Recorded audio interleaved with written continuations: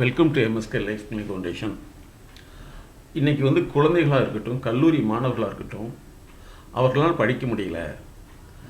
இன்னும் எல்லா டியூஷனுக்கும் போகிறாங்க, ஆனால் அவங்க அதிக மதிப்பெண் எடுக்க முடியல, அல்லது படிக்கவே அவங்க விருப்பப்படலை. இப்படி பல வகையான குற்றச்சாட்டுகள் அப்படிங்கிறத விட பல வகையான இயல்பில் வந்து இன்றைக்கி மாணவர்கள் இருக்காங்க.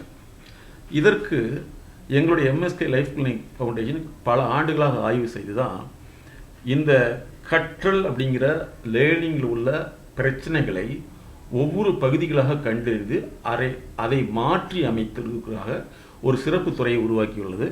அது வந்து இன்டர்நேஷ்னல் லேர்னிங் என்ற ஹெட்டில் வந்து லேர்னிங் கிளினிக் அப்படிங்கிற ஒரு ப்ராசஸில் ஒவ்வொரு மாணவர்களுடைய கற்றல் திறன்களையும் கற்றல் தடைகளையும் கண்டறிந்து மாற்றக்கூடியது. அதாவது இப்போ படிக்கக்கூடிய எஜுகேஷன் வந்து நான் ரீயூசபிள் எஜுகேஷன். நீங்கள் எவ்வளோ படிச்சிருந்தாலும் சரி, காலேஜ் வரைக்கும் டியூஷன் போய் தான் தீரணும், அல்லது காலேஜுக்கு பின்னாடி வேலைக்கு போகணுன்னா கூட பிளேஸ்மெண்ட்டுக்கும் கூட டியூஷன் போய் தான் ஆகணும். இதுதான் வந்து நான் ரீயூசபிள் எஜுகேஷன், அதாவது திரும்ப பயன்படுத்த முடியாத கல்வி முறை. இது வந்து உலகளாவிய முறையில் இருக்குது. இது ஏன் எதற்கு அப்படிங்கிற கேள்வி கேட்டோம்னா அது மிகப்பெரிய ஏன் அப்படின்னா நமக்கு உடலில் ஒரு பிரச்சனை வந்துச்சுன்னா ஏன் வந்துன்னு கேட்குறத விட அதை எப்படி குணப்படுத்தலாங்கிறது தான் அவசியம். ஸோ அப்படி பார்க்கும்போது இந்த படிப்புகளோட பிரச்சனைகள் தான் நாங்கள் கண்டறிந்து மாற்றுகிறோம். பொதுவாக வந்து படிப்பு அப்படிங்கிறது வந்து அந்த காலத்தில் அப்படி இல்லை, இந்த காலத்தில் இப்படி இருக்குதுங்கிற கேள்வி போனீங்கன்னா நீங்கள் இந்த சூழ்நிலை மறந்துட்டீங்க. அன்றைக்கி ஹார்ட் அட்டாக் இல்லை, இன்றைக்கி ஹார்ட் அட்டாக் இருக்குது. அன்றைக்கி சக்கரை வியாதி இல்லை, இன்றைக்கி சக்கரை வியாதி இருக்குது. இதுக்கெல்லாம் நீங்கள் வந்து பதில்களை தேடிக்கொண்டிருந்தால் காலம் போய்விடும். இப்போ உங்களுடைய குடும்பத்தில் வந்து குழந்தைகளாக இருக்கட்டும், அல்லது கல்லூரி படிக்கக்கூடியவர்களாக இருக்கட்டும், அல்லது கல்லூரி படிப்பை முடித்துட்டு வேலைக்கு போகக்கூடியவர்களாக இருக்கட்டும், இவர்களால் ஏன் சரியாக செயல்பட முடியவில்லை? இதற்கான அறிவியல் நடத்தை சார்ந்த காரணங்கள் என்ன? பொதுவாக வந்து ஒரு மனிதனை வந்து நாங்கள் இப்படி பிரிக்கிறோம். ஒன்று வந்து எபிலிட்டின்னு சொல்லக்கூடிய அவர்கள் பிறந்ததிலிருந்து வரக்கூடிய ஒரு திறமை, இன்னொன்று ஸ்கில்லுன்னு சொல்லக்கூடிய அந்த சூழலுக்கு ஏற்ப தன்னுடைய திறனை வளர்த்துக் கொள்ளுதல். அப்போ வந்து இன்வால்வ்டு குவாலிட்டி அப்படிங்கிறது ஒரு டிஎன்ஏன்னு வச்சுக்கிட்டோம்னா, இப்போ வந்து நடக்கூடிய பல்வேறு சூழல்களில் வரக்கூடிய அவங்களுடைய தாக்கம் வந்து அவங்களுடைய டிஎன்ஏவை மாற்றிவிடும். ஆகவே வந்து அந்த கற்றலுக்கான பிரச்சனைகளை கண்டறிந்து மாற்றுவது தான் எங்களுடைய MSK life clinic foundation international learning என்கிற சர்வதேச கற்றல் மூலமாக learning lab, learning analysis, learning clinic என்பதை உருவாக்கியுள்ளது. இதன் மூலமாக நாங்கள் யாருக்கும் அட்வைஸ் பண்ணுறதே கிடையாது. அந்த மாணவர் அவருக்குண்டான கற்றல் சார்ந்த பிரச்சனைகளை வந்து நாங்கள் அவர் கேள்வி கேட்டு நாங்கள் பதில் சொல்கிறதில்ல. எப்பவுமே நீங்கள் ஒரு கேள்வி கேட்டிங்கன்னா நாங்கள் சொல்கிறது பதில், அந்த பதில் ட்ரீட்மெண்ட்டாக மாறாது. அப்போ அவர்களோடு நாங்கள் பயணிக்கிறோம். ஒரு மனிதனுடைய செயல்திறனை மாற்றுவதற்கு ஒரு பகுதியிலையும் வந்து 3 மாதங்கள் தேவைப்படும். அந்த 3 மாதங்கள் அப்படிங்கிறது வந்து அவர்களுடைய நடத்தையை, அவருடைய கோஆப்ரேஷனை பொறுத்து அதனுடைய கால அளவு மாறுபடும். அப்போ ஒரு மனிதனுடைய அறிவு மாற்றத்தை, அறிவுக்கு ஏற்ப செயல்படும் திறனை உருவாக்குவதற்கு 12 லெவல்ஸ் இருக்குது அப்படிங்கிறத நாங்கள் கண்டறிந்துள்ளோம். அப்போ படிப்பு சார்ந்த பல்வேறு பிரச்சனைகள் இன்னைக்கு இருக்கிறது. படிப்பு வரலைங்கிறது ஒரு குற்றச்சாட்டு அல்ல, படிக்க மாட்டேங்கிறாங்கிறது ஒரு கம்ப்ளைண்ட் கிடையாது. ஆனால் அவர்களால் முடியவில்லை, ஓட முடியவில்லை. அது வந்து அவருடைய குறைபாடு என்பதை தாண்டி அவர் உடல் சார்ந்த சூழ்நிலை. அதே போல தான் அவருடைய கற்றல் சார்ந்த பிரச்சனை மாற்றி அமைக்க தான் நாங்கள் இதை கொண்டு வந்திருக்கோம். அதாவது convention study to cognitive learning அப்படிங்கிறத கண்டுபிடிச்சோம். ஆகவே நண்பர்களே, இது முற்றிலுமாக விழிப்புணர்வு பதிவு. இதில் உள்ள சந்தேகங்களை நீங்களாக முடிவு செய்து கொள்ளாமல் எங்களோடு தொடர்ந்து நீங்கள் ஆலோசனை பெற்று உங்களுடைய குழந்தைகளை சர்வதேச கற்றல் திறனுடையாக மாற்ற வேண்டும். அதே மாதிரி வேலைக்கு போக முடியாதவங்க நிறைய பேர் இருப்பாங்க, அல்லது படித்து நல்ல மதிப்பெண் பெற்றிருப்பாங்க ஆனால் வேலைக்கு போக முடியாது. இதை வந்து நாங்கள் கார்ப்பரேட் ட்ரூமான்னு சொல்கிறோம்.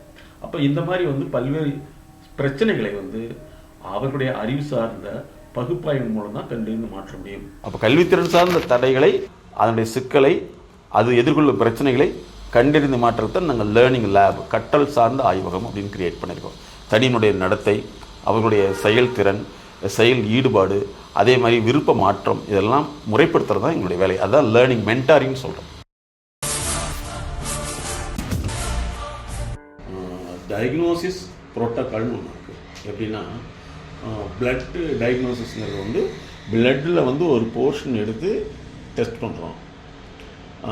அதே மாதிரி நம்ம ஒரு மனுஷனுடைய ஒரு லைஃப்பில் வந்து ஒரு போர்ஷனை எடுத்து அதில் என்ன இருக்குன்னு பார்க்குறோம். அதை வந்து ஒரு 3 தடவை டெஸ்ட் பண்ணுறோம், ஒரு வீக்லி ஒன்ஸ் பண்ணுறோம். அப்போ அதில் வந்து என்னென்னா அந்த டெஸ்ட்டு வேரியேஷன் எப்படி இருக்குது அப்படிங்கிறது. பிளட்டில் வந்து எப்படி வந்து அதனுடைய காம்பனண்ட் வேரியேஷன் இருக்குதோ, பிஹேவியர்லேயே வந்து காம்பனண்ட் வேரியேஷன் இருக்குது. அதே மாதிரி பிஹேவியர் இருக்குது, பேஸாக இருக்கிறது வந்து பார்த்திங்கன்னா தாட்டு, அப்புறம் திங்கிங், இதுவும் வேரியேஷன் இருக்குது.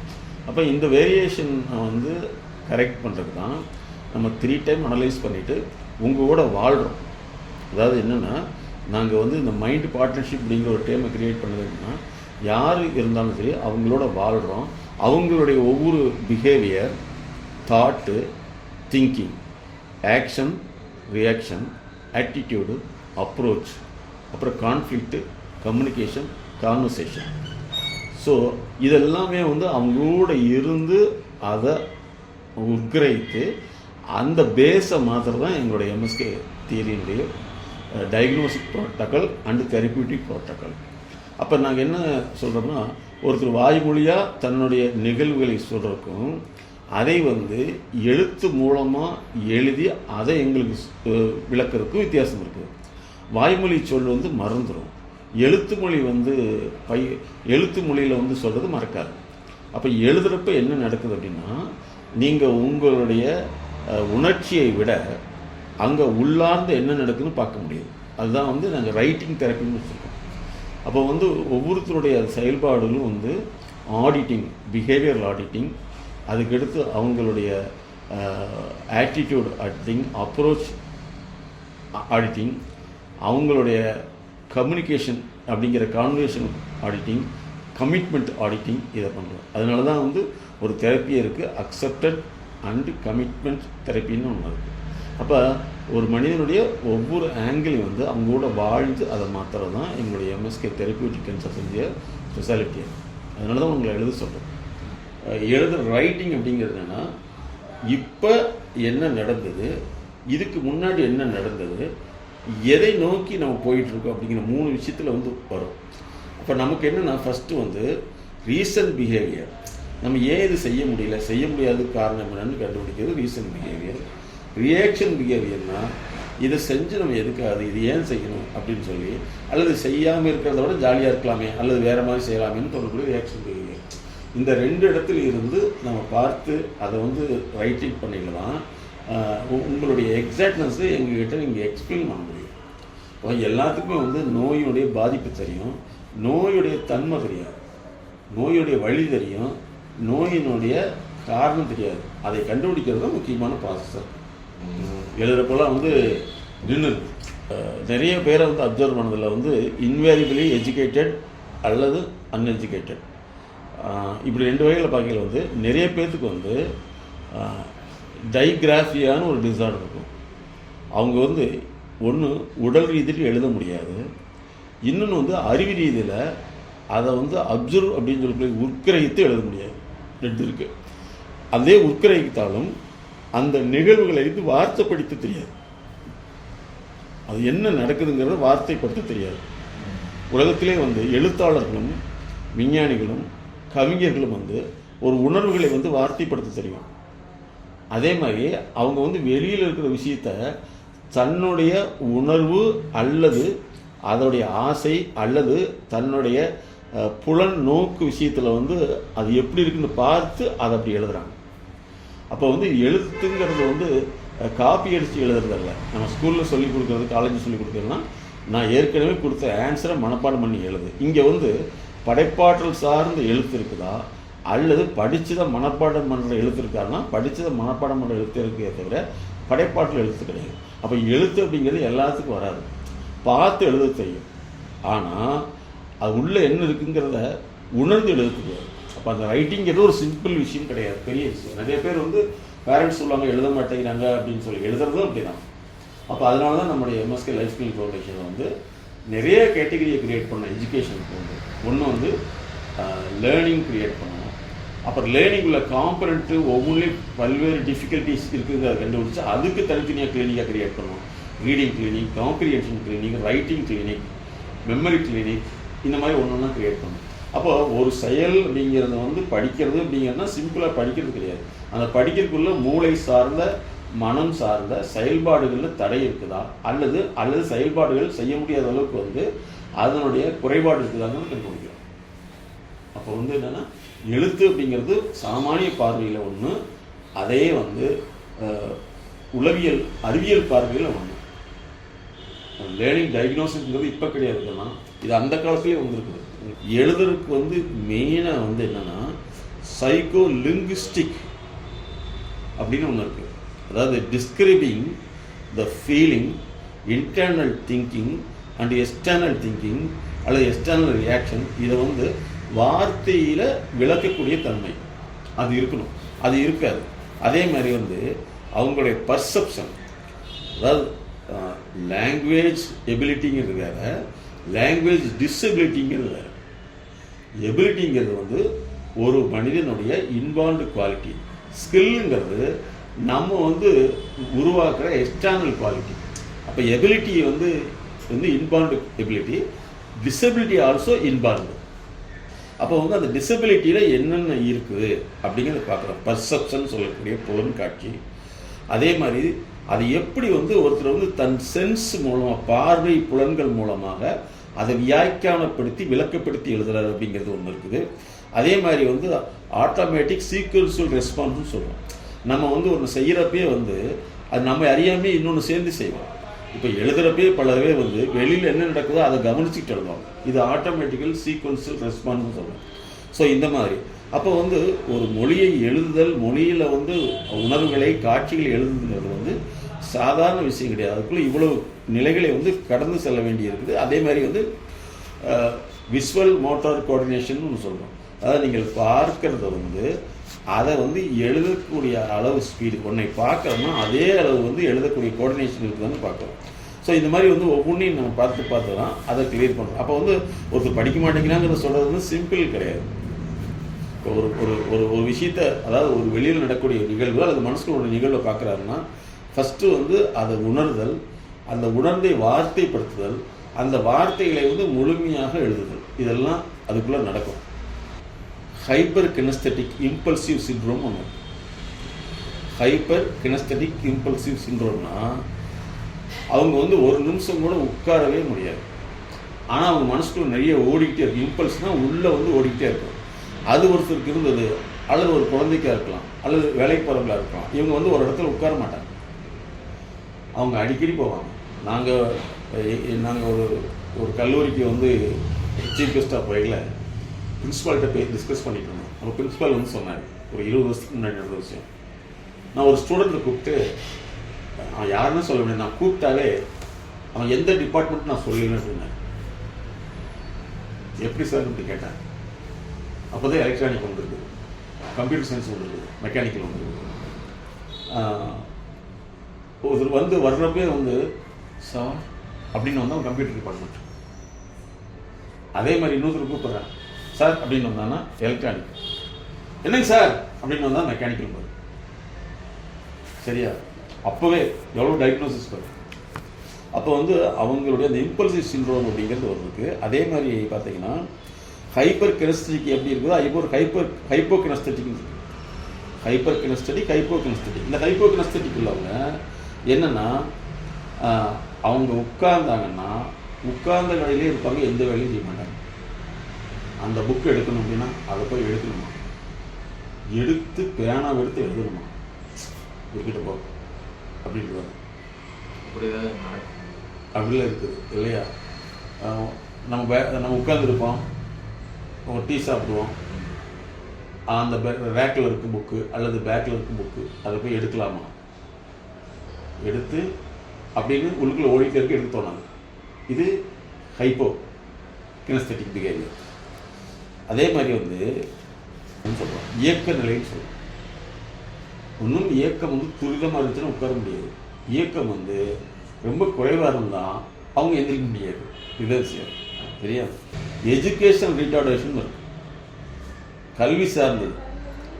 அது எப்படின்னா அதில் என்னென்ன இருக்குது, அந்த எஜுகேஷன் ரிட்டார்டேஷன் தான் first socio economic factor. Higher level, lower level, middle level. நிறைய வசதி உள்ளவங்க பார்த்தீங்கன்னா அவங்க வந்து படிக்கிறதுக்கு விருப்பம் இருக்காது, இது ஒரு கேட்டகரி. வசதி இல்லாதவங்களுக்கு படிக்கிறதுக்கு விருப்பம் இருக்காது, இன்னொரு கேட்டகரி. ஆனால் ரெண்டுலேயும் வந்து ரிசல்ட் ஒன்று தான் இருக்குது, ஆனால் வந்து ஸ்டேட்டஸ் வேரியாகும். அப்போ எஜுகேஷன் ரிட்டார்டேஷனில் நம்ம பார்த்தோம்னா அது வந்து அவங்களுடைய இயக்க நிலை, மோட்டார் ப்ராப்ளம், லாங்குவேஜ் ப்ராப்ளம், அப்புறம் சைக்கோ நியூரலாஜிக்கல் எஃபிஷியன்சி. அதாவது வந்து மனம் நரம்பு சார்ந்து திறன் சொல்கிறோம். அதாவது நம்ம பார்க்கறதுங்கிறது மனசின் மூலமாக பார்க்குறோம். அது வந்து நியூரோலாஜிக்கலாக பிரெயினில் போய் வெளியில் வரணும் இல்லையா? பல பேருக்கு பார்ப்பாங்க என்னன்னு சொல்லிட்டு. அப்போ வந்து நியூரோலாஜிக்கல் எஃபிஷியன்சின்னு ஒன்று இருக்குது. அதாவது சைக்கோ நியூரோலாஜிக்கல் எஃபிஷியன்சி. நியூரோலாஜிக்கல் எஃபிஷியன்சிங்கிறது வந்து சாதாரணமாக இயங்க முடியும். எபிஜெனட்டிக் ஃபேக்டரில் என்ன இருக்குன்னா, ஒன்று வந்து ரீக்ரியேஷன், எப்பவுமே வந்து ஹாப்பியாக இருக்கிறது அல்லது ஜாலியாக இருக்கிறது. இன்னொன்று வந்து இண்டிவிஜுவலைஸ்டு, அவங்களுக்கு வந்து தனித்தான் வந்து சொன்னால் மட்டும்தான் புரியும், மற்றவங்களோட கூட்டமாக இருந்து சொன்னால் புரியாது. இப்படி ஒன்று இருக்குது. எமோஷனல் செக்யூரிட்டினா அவங்க வந்து தன்னுடைய உணர்ச்சி நிலைகளை வந்து விட்டே கொடுக்க மாட்டாங்க. ஜாலியாக இருக்கணும், சந்தோஷமாக இருக்கணும், ஃபோனில் இருக்கணும், இப்படின்னு இருப்பாங்க. ஸோ இதெல்லாமே வந்து அவங்களுடைய எஜுகேஷனில் பாதிக்கக்கூடிய ஃபேக்டர். அப்போ ஒரு சின்ன விஷயம் தான், ஆனால் அதுக்கு எவ்வளோ காம்பனண்ட் இருக்குன்னு பாருங்கள். சிலர் வந்து பார்த்தீங்கன்னா உட்கார்ந்த பொசிஷனில் வந்து காலு கையெல்லாம் மடக்கி கிடைக்க உட்காருவாங்க. இந்த மாதிரிலாம் இருக்குது. அப்போ இதெல்லாமே நம்ம வந்து அப்சர்வ் பண்ணி தான் நாங்கள் மாற்றுறோம். அதனால தான் வந்து லேர்னிங்கிறது சிம்பிளிஃபைஸ்டு ஃபேக்டர் கிடையாது. அதே மாதிரி அவங்களுடைய என்வைரன்மெண்ட்டில் இருக்கக்கூடிய பிரச்சனைகள் நிறையா இருக்குது. அவங்களுக்கு தூங்குகிற ஹேபிட்டாக இருக்கலாம். அப்புறம் அவங்க எப்படி வீட்டில் சொல்லிக் கொடுக்குறாங்க, இன்றைக்கி பேரண்ட் என்ன சொல்லிக் கொடுக்குறாங்க, இந்த 6 மாதம் படிச்சுன்னா அதுக்கப்புறம் நீ படிக்க வேண்டியதில்லை, ஜாலியாக இருக்கலாம் அப்படின்னு சொல்லி 10th படிக்கிற பசங்களுக்கு சொல்லிக் கொடுத்தா, அவன் +2லேயும் அதே வார்த்தையை சொல்லலை. நீ முதல்ல இப்படி தான் சொன்னால் நீ இப்போ மறுபடியும் இப்படி தான் சொல்கிறேன்னு விடும். அப்போ இந்த வார்த்தை அவங்க என்ன ஆகும், அவங்களால எடுத்துக்க முடியாது. அப்போ இதெல்லாம் வந்து மாறியது. அதே மாதிரி எக்ஸ்பெக்டேஷன் அது மட்டும் மாறும். அப்போ ஒரு படிப்புங்கிறது வந்து இன்றைக்கி வந்து சிம்பிளான விஷயமா தெரியுது. ஆனால் இது அந்த காலத்திலே வந்து கண்டுபிடிக்கப்பட்டது. அதனால தான் அப்போவே 1896 வந்து இதுக்கு பேர் எஜுகேஷனல் பிளைண்ட்னஸ்ன்னு கண்டுபிடிச்சாங்க. அது இன்றைக்கி வந்து 2024 வந்து இன்னும் டீட்டெயிலாக ஒவ்வொரு ஆக்டிவிட்டிக்கு ஒரு நேம் இருக்குது. அதைத்தான் நாங்கள் வந்து லேர்னிங் கிளினிக்கில் வந்து லேர்னிங் லேப், லேர்னிங் ஜிம் கொண்டு வந்தோம். Reading lab, reading analysis, reading clinic, reading gym கொண்டு வந்தோம். Comprehension analysis, comprehension gym, comprehension lab கொண்டு வந்தோம். அதே மாதிரி வந்து பார்த்திங்கன்னா ரைட்டிங் பிஹேவியர், ரைட்டிங் ஸ்கில், அப்புறம் ரைட்டிங் கிளினிக் அது கொண்டு வந்தோம். அதில் வந்து ரைட்டிங்கில் வந்து என்னென்ன காம்பனண்ட் இருக்குது, ரைட்டிங் ஃபங்க்ஷன் எப்படி இருக்குது அப்படிங்கிறதெல்லாம் கண்டுபிடிச்சோம். அப்போ பார்த்தீங்கன்னா ஒவ்வொன்றும் வந்து டீட்டெயிலாக வந்துட்டுருக்கு. இதெல்லாம் வந்து என்னென்னா இது வரைக்கும் நம்ம சொல்லித்தரவே இல்லை அப்படிங்கிறது தான் முக்கியமான விஷயம். இப்போ நம்ம எல்லா ஃபாரின்ல வந்து இப்போ எங்களுக்கு நிறைய பேர் ஃபாரின் பீப்புள் எங்ககிட்ட வர்றது காரணம்னா, நாங்கள் ரீடிங்குன்னு தனியாக கிளினிக் வச்சுருக்கோம். கிளினிக்கல் ப்ராசஸ், அதாவது ஒருத்தர் அட்வைஸ் பண்ணியோ அவரை வந்து கவுன்சிலிங் பண்ணியோ பண்ணுறதில்ல. அந்த பிரச்சனையை என்னங்கிறத கண்டுபிடிச்சி அதை வந்து செய்யறதுக்கு அவங்களுக்கு வந்து நாங்கள் கைடன்ஸ் பண்ணி, அது முடியாத போது மறுபடியும் வந்து எப்படி வந்து ஃபிசியோதெரப்பி, நரம்பு இயக்கம், எலும்பு இயக்கத்தில் தடை ஏற்படுறப்ப அது முடியாதோ அதுக்கு வந்து ஃபிசியோதெரப்பி மாதிரி அவங்களுடைய மன இயக்கத்தை மாதிரி சைக்கோ தெரப்பி, அது எஜுகேஷன் சைக்கோ தெரப்பியில் வந்து லேர்னிங் தெரப்பிங்கிறத உருவாக்கிருக்கோம். அது ரைட்டிங்னா ரைட்டிங் தெரப்பி, காம்ப்ரிஹென்ஷனா காம்ப்ரிஹென்ஷன் தெரப்பி. இந்த மாதிரி டேட்டா அடிப்படையில் தான் பார்க்குறோம். ஒருத்தருடைய நடத்தை, படிப்பு, எழுத்து, புரிந்து கொள்ளுதல், இது அவங்களுடைய எந்த மாதிரி இருக்குங்கிறத டேட்டா அடிப்படையில் தான் வந்து பார்க்குறோம். அதாவது தரவில் அடிப்படையான விஷயங்களை தவிர அவங்களுக்கு அட்வைஸ் பண்ணுறது கிடையாது. Is identified as a general term meaning any malfunction of communicative process which interferes with normal acquisition and expression of language. அதாவது லேர்னிங் டிசார்டர், அதாவது கற்றலில் குறைபாடு அப்படிங்கிறது வந்து ஃபஸ்ட்டு வந்து மொழி சார்ந்த செயல்முறைகளிலும், அதே மாதிரி இயல்பாக ஒரு மனிதர் வந்து மொழியை பெற்றுக்கொள்வதில், மொழியை சம்பாதித்தல்னு சொல்கிறோம். மொழியை எப்படி சம்பாதிக்க முடியும் அப்படின்னா, மொழியுடைய அர்த்தம், மொழியுடைய பயன்பாடு, இந்த 2 விஷயத்தை புரிந்து அந்த புது புது வார்த்தைகளை வந்து சம்பாதிக்கிறது, ஏர்னிங், அக்விசிஷன், அந்த ப்ராசஸ் தான். அது வந்து அதோடு சேர்ந்து எக்ஸ்ப்ரெசிவ் நாலேஜ், நம்ம அந்த எந்த கலெக்ஷன் ஆஃப் வேர்ட்ஸ் நம்ம அதை பெற்றுக்கொண்டு அந்த வார்த்தையை வைத்து அறிவை எப்படி வெளிப்படுத்துகிறோம், இதற்குள்ள பிரச்சனைகளும் குறைபாடுகளும் தான் கற்றலில் குறைபாடுன்னு வச்சு. எவ்வளோ டெஃபினிஷன் பார்த்தீங்க. இதில் வந்து என்னென்னலாம் வரும் அப்படின்னு சொன்னால், இந்த லேர்னிங்கில் வந்து வரக்கூடிய பிரச்சனை பிரெயின், அதாவது என்னென்னா அவங்களால வந்து அந்த மொழியை வந்து எடுத்துக்கொள்ள முடியாது. அதே மாதிரி வந்து அலெக்சியா அப்படின்னா படிக்க சாதனம், டிஸ்லெக்ஸியா அப்படின்னா அவங்க வந்து வார்த்தைகளை எடுத்து தேக்கி வச்சு வெளியே சொல்ல தெரியாது. இதுக்கு ஒரு சின்ன உதாரணம் என்னென்னா, இப்போ வந்து கூகுள் விட்டுருக்காங்க அலெக்சியா அப்படிங்கிறது. இதுதான் நம்ம சொல்லக்கூடியதை தேக்கி வைத்து அதன் அடிப்படையில் செயல்படக்கூடியது, அது அலெக்சியா அப்படின்னு சொல்லுவோம். இதில் தான் லெக்சி தெரப்பி அப்படிங்கிறத வந்திருக்கு.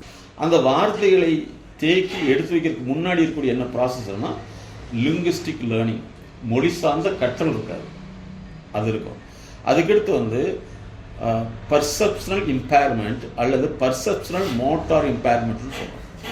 ஒன்றை பார்த்து அந்த புலன்களின் மூலமாக உணர்தல் அல்லது ஒரு செயல்பாட்டை புலன்களின் மூலமாக உணர்தல், இது அவங்களுக்கு இருக்காது.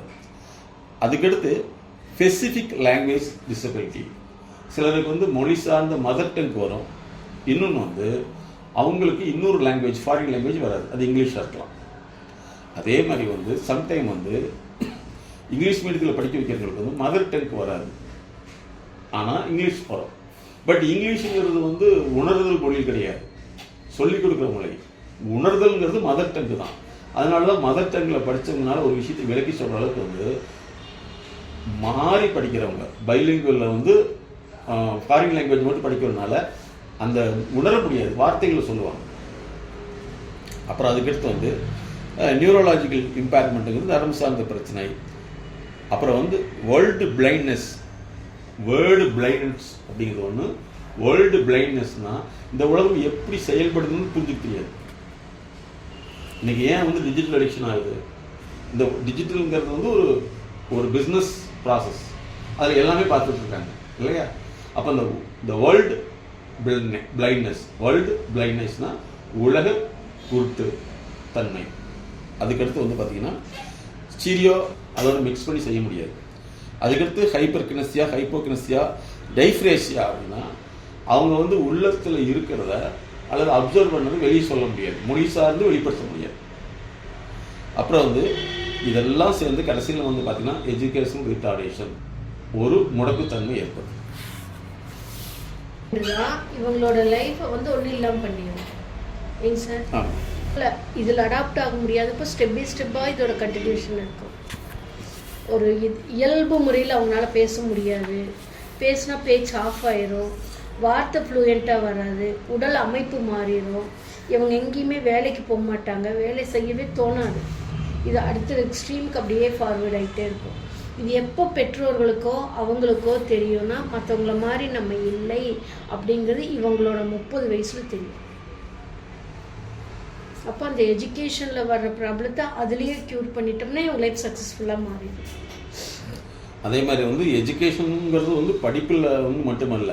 அதனால தான் நாங்கள் வந்து ஏன் ரைட்டிங் தெரப்பியை வந்து எங்களுடைய லேர்னருக்கு வந்து நாங்கள் கம்பல்சரி கொடுத்து அவங்கள்ட்ட அதை டேட்டா எடுக்கிறோம்னா, இப்போ ஒருத்தர் படிக்கிறதுங்கிறதுக்கு தாண்டி அந்த சிந்தனைன்னு ஒன்று ஓடிட்டுருக்குது, அது திங்கிங். அந்த திங்கிங் ப்ராசஸை நாங்கள் அனலைஸ் பண்ணுறோம். அதில் என்னென்னா poor ability for abstract reasoning, அதாவது வந்து சரியான தொகுக்கப்பட்ட காரணங்களை அவங்களால சொல்ல முடியாது, ஆனால் காரணங்கள் சொல்லுவாங்க.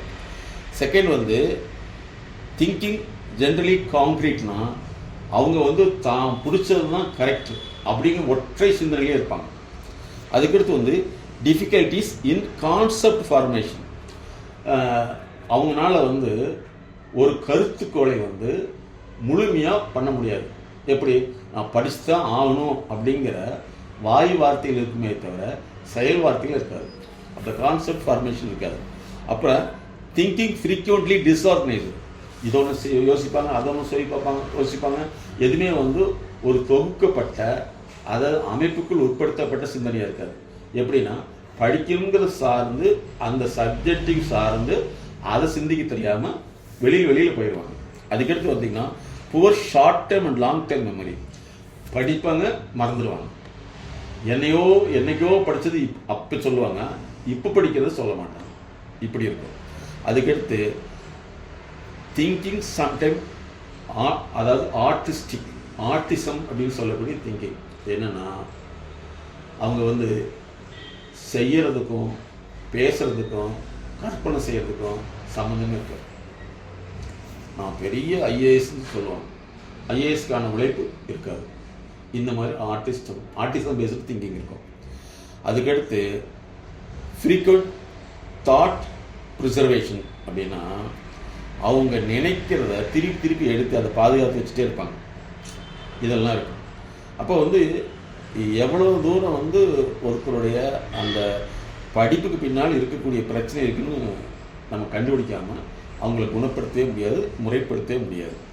அதே மாதிரி வந்து எமோஷனல் கேரக்டர் எடுத்து பார்த்தோம்னா ஹை இம்பல்சிவ் அப்படின்னு உள்ளுக்குள்ளே அமுத்திக்கிட்டே வச்சுக்கிட்டு இருப்பாங்க. அல்லது எக்ஸ்ப்ளோசிவ், வெடிச்சிருவாங்க எதுக்கு சொன்னாலும். அதுக்கடுத்து வந்து அவங்களால உணர்ச்சிகளை வந்து கண்ட்ரோல் பண்ண முடியாது.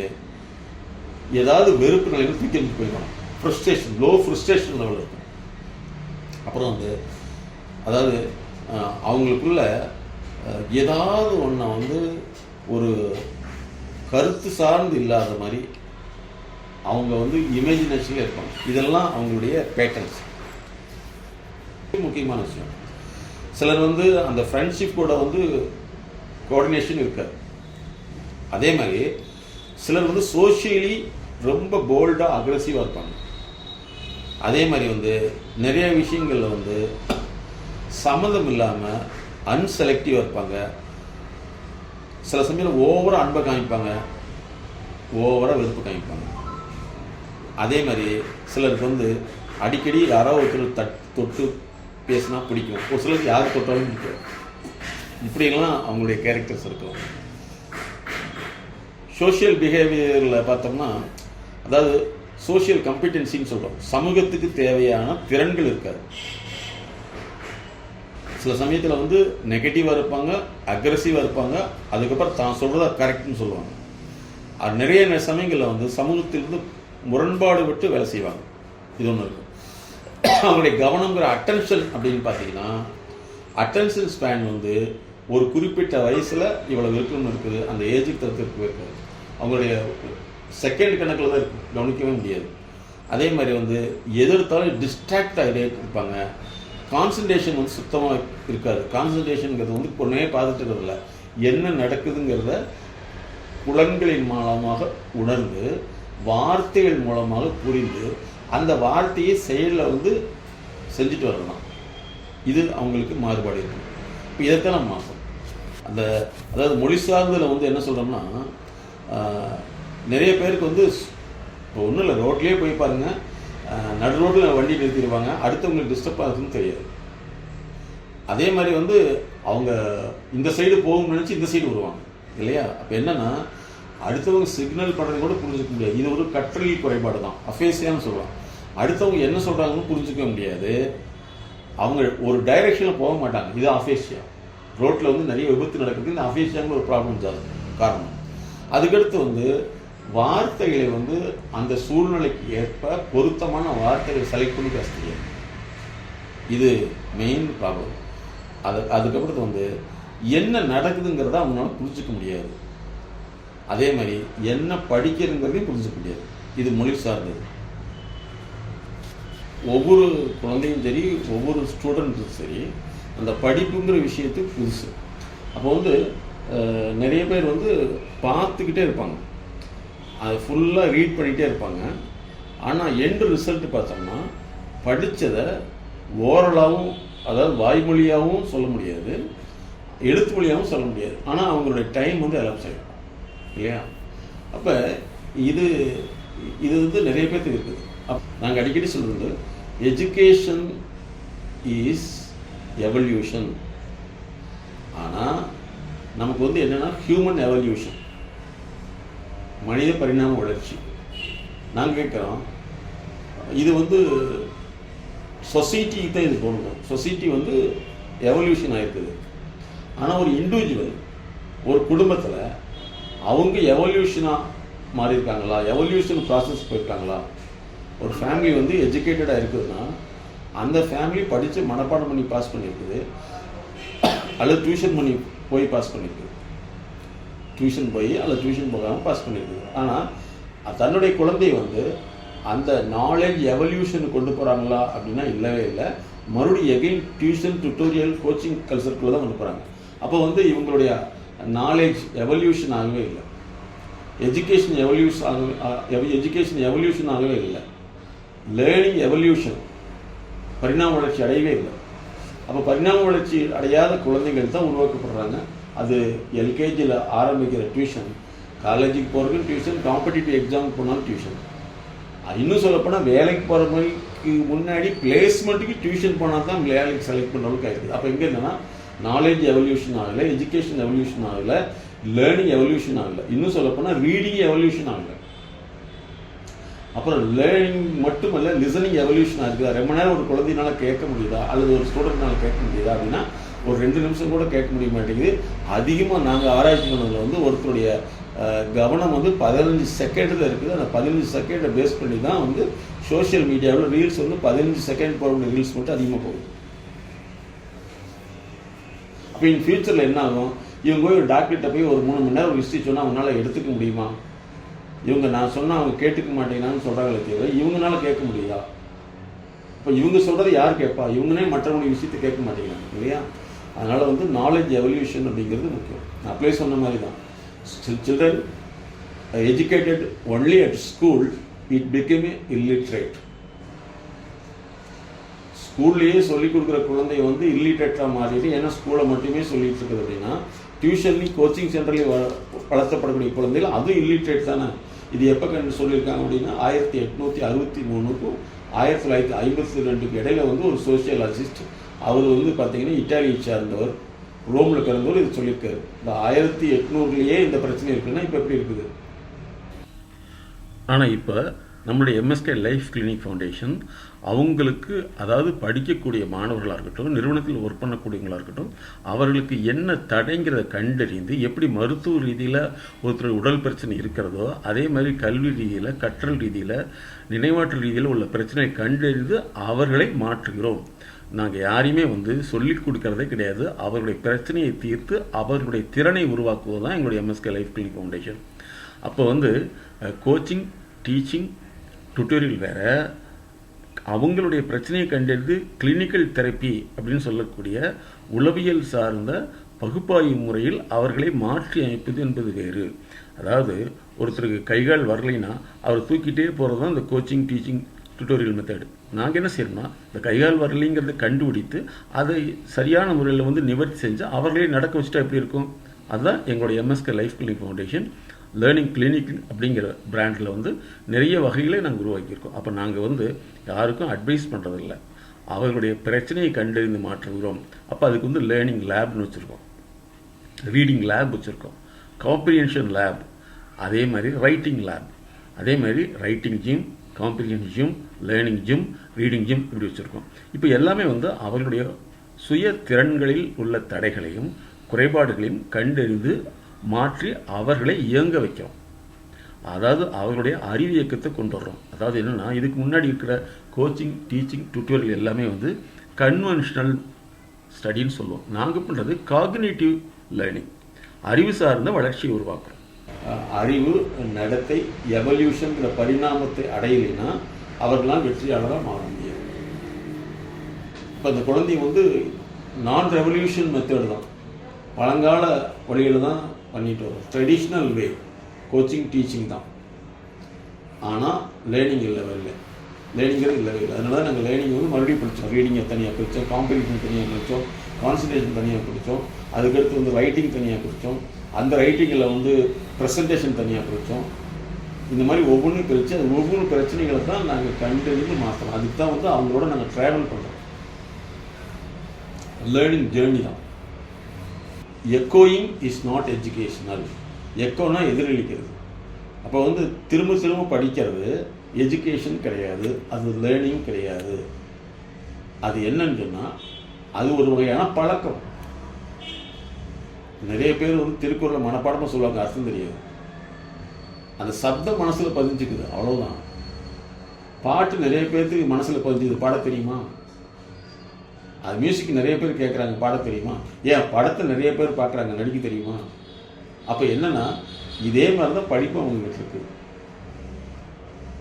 படித்து பாஸ் பண்ணியிருக்காங்க, வேலைக்கு ஃபிட் ஆகுது. பல பேர் வந்து வேலைக்கு போனால் அந்த வேலையும் வந்து எனக்கு கஷ்டமாக இருக்குதுங்கிறாங்க. படிப்பும் கஷ்டம், வேலையும் கஷ்டம். ஏன்னா அது tuition education, life tuition education, பிளேஸ்மெண்ட்டுக்கு டியூஷன். அப்போ எதுவுமே வந்து இன்ட்யூஷன் இல்லவே இல்லை. டியூஷன் தான் சொல்லித்தராங்களே தேவையில்லை, இன்ட்யூட்டிங் உள்ளிருந்து வரல. அதை கொண்டு வரது தான் நாங்கள் வந்து மைண்ட் செட் நாலேஜ் தியரி அடிப்படையில் வந்து இன்டர்நேஷ்னல் லேர்னிங் கொண்டு வந்தோம். அதில் வந்து லேர்னிங் லேப் கொண்டு வந்தோம், அதுக்குள்ளே ரீடிங் லேப் கொண்டு வந்தோம், அதுக்குள்ளே கான்சன்ட்ரேஷன் லேப் கொண்டு வந்தோம், அதுக்கடுத்து ரைட்டிங் லேப் கொண்டு வந்தோம். அதே மாதிரி ரீடிங் ஜிம், ரைட்டிங் ஜிம், இப்படி ஒவ்வொன்றா எவல்யூஷன் பண்ணியிருக்கோம். காலேஜ் படிக்கிற ஸ்டூடெண்ட்டு கூட வந்து ஒரு முழுசாக ஒரு ஸ்டோரியை படிச்சிருக்காங்கன்னா கிடையவே கிடையாது.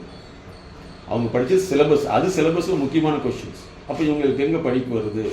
அப்போ படிப்புங்கிற முறையில் வந்து பெற்றோர்கள் குழந்தைகளை ஏமாத்துறாங்களா, இல்லை பெற்றோர்கள் ரிஸ்க் எடுக்கக்கூடாதுங்கிறதுக்காக குழந்தைய வந்து ஒன்றுமே இல்லாமல் பண்ணி வச்சுறாங்களா?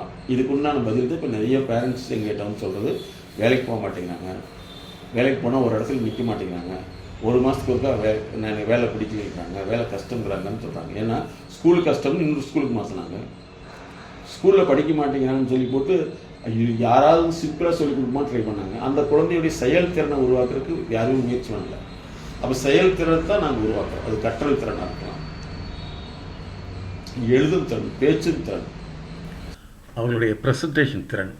இப்படி ஒரு குழந்தையாக இருக்கட்டும், மாணவர்களாக இருக்கட்டும், அல்லது தொழில்துறையில் உள்ளவர்களாக இருக்கட்டும், அவர்களுடைய ஒவ்வொரு உணர்ச்சி சார்ந்த, கற்றல் சார்ந்த, கல்வி சார்ந்த, திறன் சார்ந்த நடத்தைகளை வந்து நாங்கள் கண்டறிந்து தான் மாற்றுகிறோம். எப்படி வந்து மருத்துவத்தில் வந்து மெடிக்கல் ப்ரிஸ்கிரிப்ஷன் கொடுக்குறாங்களோ, நாங்கள் emotional prescription, reading prescription, behavioural prescription, emotional prescription, இப்படி ஒன்றுன்னா அவர்களுக்கு கொடுத்து அவரை செயல்பட வைத்து அவர்களை வெற்றியாளராக மாற்றுகிறோம். என்னுடைய கால அளவு வந்து பேசிக் லெவலுக்கு 3 months. ஸோ அடுத்த ஒரு வீடியோவில் இந்த லேர்னிங்கில் என்னென்ன காம்பனண்ட் இருக்குங்கிறத தொடர்ச்சியாக நாங்கள் மக்களுக்கு விழிப்புணர்வு செய்துட்டு வர்றோம். நீங்கள் அதை கண்டு அதன் மூலமாக உங்களுடைய வாழ்க்கை தரத்தை, குழந்தைகளுடைய கற்றல் திறனை மேம்படுத்த எங்களுடைய MSK லைஃப் கிளினிக் ஃபவுண்டேஷன் சார்பாக அழைக்கிறோம். நண்பர்களே, இது விளம்பரம் அல்ல, விழிப்புணர்வு.